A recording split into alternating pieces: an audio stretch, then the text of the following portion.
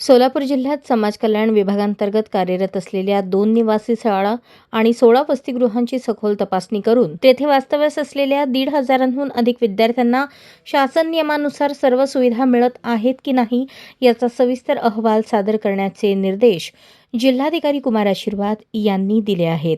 जिल्हा नियोजन समितीच्या सभागृहात आयोजित जिल्हा दक्षता समिती व वसतिगृह समितीच्या संयुक्त बैठकीत ते बोलत होते.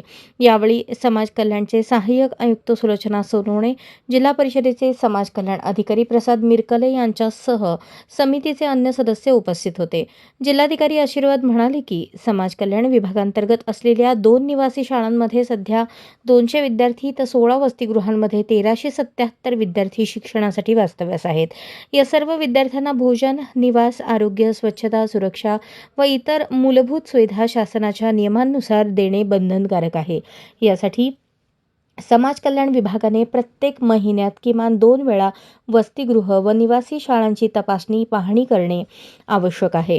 जानेवारी 2026 महिन्यात प्रांताधिकारी, तहसीलदार, समाज कल्याण निरीक्षक, वसतिगृह अधीक्षक तसेच समाज कल्याण विभागाचे कर्मचारी यांनी संयुक्तरित्या सर्व वसतिगृह आणि निवासी शाळांना भेट देऊन तपासणी करावी आणि त्याबाबतचे आदेश सहाय्यक आयुक्तांनी निर्गमित करावेत असे निर्देश त्यांनी दिले.